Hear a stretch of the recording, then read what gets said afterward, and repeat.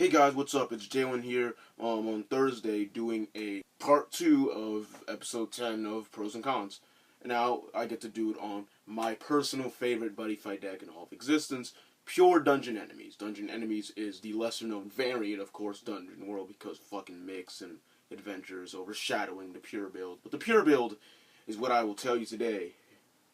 The godly Pure build. So without further ado, let's go on to part 2. Enemies, pros and cons. A good pro is the good damage output. You've got plenty of ways to do a lot of damage. You've got my buddy Bladewing Phoenix doing a lot of damage with his double attack, and he got 2 crit, so then you also got your weapon Dominion Rod, 2 crit, and you have most likely Dox Cobalt or Malashiba Cobalt with 2 crit, so you can go for 8 damage in a turn, which is not bad at all. You can't get OTK plays like Adventurers, but you can definitely still go for a lot of damage in a turn. But one thing I do have to... It hurts me so much to talk about the negatives of the deck, but this is what this segment is for. So, one con of the deck is the gauge heaviness. Now, what I mean by gauge heavy is all your size 2s, your size 3, and even one of your size 1s cost you gauge. Then you got a couple your nullifiers, as in your monster removal, Pillar of Fire, and Shalsana cost you gauge, and your weapons cost you gauge, and one of them is 0/0 and cost you 2. So potentially 5 different ways you can lose a lot of gauge in a deck, and these are cards that you usually most likely run, of course. So this kind of conflicts with the deck, especially because Dungeon World does not have any really gauge acceleration. There's no Lord Aura, there's no demonic slash thing that takes gauge or something. There's no Electric Teru, there's none of that.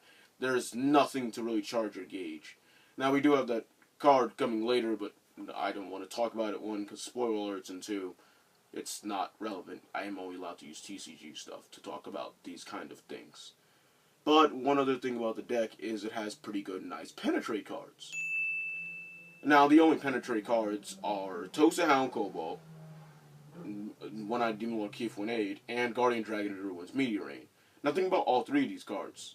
They're 2 crit and above penetrates. So, not bad, and the most they cost is 2 gauge and 1 gauge. For 1 gauge for Winade and 1 gauge for Tosa Hound, and then there's 2 gauge for Meteor Rain. So, these cards are pretty goddamn good to get penetrate, and Meteor Rain to 3 crit penetrate with double soul guard, so not bad at all. And especially coming up with the next pro of the deck, nice boss monsters. Now there are those kind of people that don't think Demon Lord Gargnar is technically a bad card. He's not technically one, but this problem is against Dungeon World mirror matches any type of way. Pillar of Fire is going to show up. He's 6,000 defense, costs you 2 gauge, and he'll get you 3 gauge, but the problem is, if he's Pillar Fireable, even if he has 4 crit, and then you just wasted 2 gauge, even if you got 3 back, you're taking lifelink 2, and your center's open now. So if they wait for the battle phase, then also you don't get to do much afterwards. So that's the conflicting part about him. Now, all the size 3s are Pillar Fireable, but the thing is, the other 2 have Soul Guard, and Meteor Rain having double of it doesn't really matter. And then plus its counter-destruction ability Burning Meteor. So it's not really a bad trade-off when you kill a Meteor Rain, when Meteor Rain stays on field, because Soul Guard. So, this is why the other boss monsters are better. And also, Tosa Hound, also having Soul Guard, if you do end up putting a Cobalt from your drop zone into his soul. And he's got pretty good stats as well. Now, another thing that we're going to have to talk about is another con of the deck. The deck cannot deal with a lot of pressure. Now, what most people understand is, by pressure, is if you're going attack, center, open center, then the deck kind of has to take it. Now, it can usually fight back of a lot more, or just as much. But the problem is, if that doesn't go off, you can actually end up losing the game afterwards. But it's very prominent against some worlds. Like, if a Dragon World deck's playing like a Rush deck, Dragon World now has 16 shields. No one should be probably playing that many, but just that possible, and they could have that much defense against you, you could probably not be doing much against that matchup. So one troublesome matchup is the Dragon Rule matchup because they're able to defend themselves while keeping an open center, which is something the deck is going to have to deal with. So usually killing off monsters is the best thing to trying to go for. So you can eliminate that pressure. So you can deal with your cons any way you can, but once they're there, you have to still deal with them. Another con of the deck is a small little lifelink annoyance. Now, but a little lifelink annoyance, I mean, if you play cards like Thunderspaltus, but I'm not going to mention him, he's a piece of shit to me. But if you do play the prominent ones, which are Meteor Rain and Grenade, they do have a prominent annoyance with their lifelink because the lifelink does sometimes get in your way of not wanting to take damage. So if you if you can't handle that pressure and then you have one of these monsters out, they end up dying, they can end up making you lose the game. Now with Meteor Rain, you're most likely throwing them in the center because it's double Soul Guard. Why would you throw those anywhere else? But when people start penetrating you and you don't have Shalsondas to block those because this thing already costs you 2 gauge, and like I said, the deck's gauge heavy, so you're not going to be able to always have that gauge to protect it. So that's why Burning Meteor is so useful with Meteor Rain. You have to use that precisely well, or you're not going to be able to deal with a lot of things. So the problem with the deck is that it just can't deal with a lot of penetrate, and then lifelink taking damage, and all that shit can really add up, and you can end up losing the game. So you have to be prominent when you're using cards that use lifelink in this deck, which is why I like this deck, because it makes you think real hard about your plays. I like to be challenged when I'm playing my own deck. But another good thing about this deck is it can add weapons. Now this is usually something you only see in like adventures because form a party, so you can add anything they want. But Evil Break, even though I do despise the card, can add you weapons. So you can get the prominently amazing Dominion Rod with 2 crit and 3000 power, and you pay 1 gauge and you get +1/+1 to all your dungeon enemies on the field. And you can use it because it predominantly well with Demon Lord's Dungeon, aka another pro I'm going to have to go over,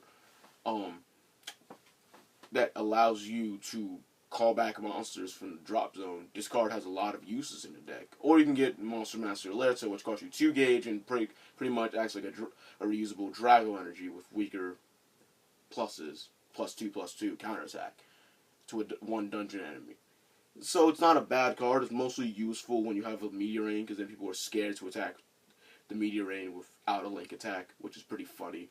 So it really helps you out. But either way, these cards are addable through Evil Break, and Evil Break costs you 1 gauge, so either you're paying 2 or 3 gauge if you want to play the weapon and Evil Break in the same turn. Once again, adding up to the deck's gauge heaviness problem. Another pro of the deck is really good monster removal. What I mean by this is, you've got Pillar of Fire and Meteor Rain. Meteor Rain costs you 2 cards in hand, dungeon enemies, and you can counter-destroy any monster you want. Pillar of Fire, when you have a center, you pay 1 gauge, and then you can destroy practically almost every monster in the game right now. So, it's an even trade-off. You either pick one or the other, 2 gauge and 2 cards in your hand, but predominantly good defense to deal for double Soul Guard, or you can pay 1 gauge, not have a center, and then pop something you need to get off field. So it's got really good monster move. And if you are that crazy person and don't play this in your side and you main it, if you have Dungeon Explosion, you can pay 3 gauge if you have a Demon Lord on field, 2 life, and destroy all monsters on field. And it's a counter, so yay, win. But no one's gonna probably main that. So there are ways to counter-destroy a lot of monsters, so you can sometimes deal with that pressure, which is something the deck really has going for it. But let's get back onto the cons of the deck.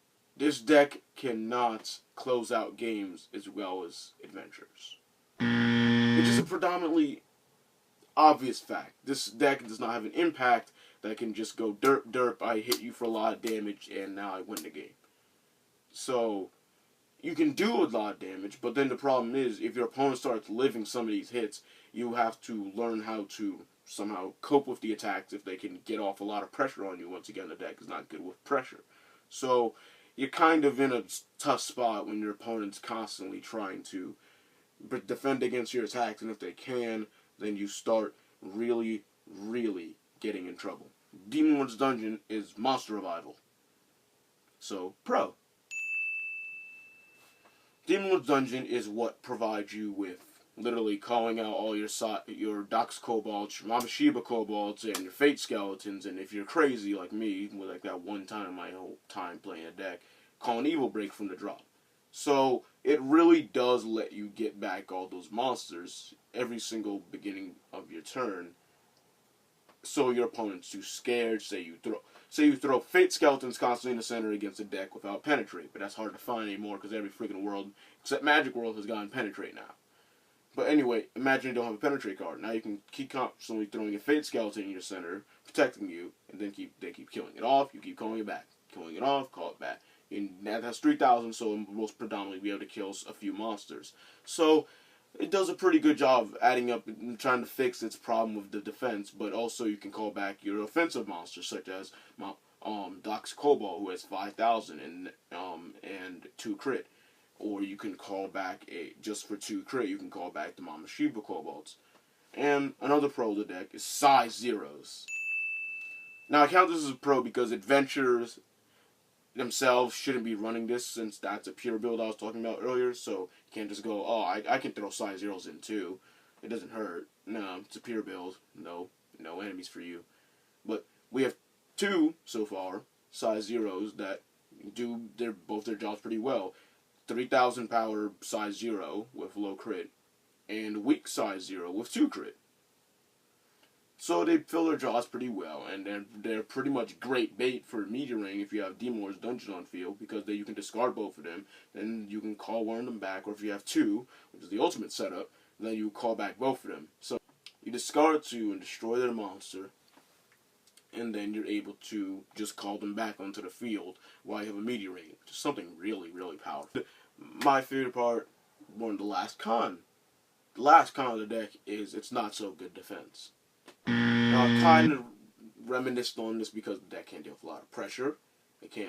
I've kind of touched on this before, but the deck, it can deal with a lot of pressure. You have an open center, and even when you can have a center, there's nothing that really defends you as well as anything else other than Meteor Rain, or if you're playing Tozahound Cobalt. So Tozahound Cobalt is another good option, but just like Meteor Rain, you can be penetrated, you can still be hit. It's just not stoppable. You can't deal with Penetrate as well unless you have a Shalsana, and then that costs you Gauge. The deck's Gauge heavy. There's all these cons round up together and then start making the deck seem like not as good as itself. But if you can notice the pros, the deck does have a little predominantly more pros than it does have cons.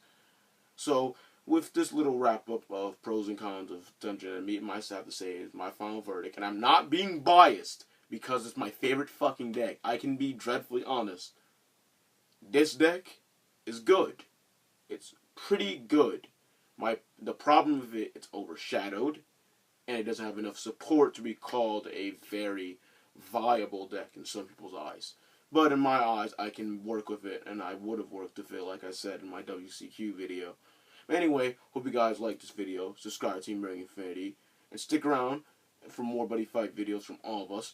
And stick around for part 3 tomorrow for Dungeon Mix, so we can wrap up the Dungeon World wrap up for episode 10 special. And on that video, I want you to all comment what you want to see in episode 11, because once again, this series is going to be here as long as you guys want it to be, or until we hit all the decks in the entire Buddy Fight world. So see you guys tomorrow. Jalen going out.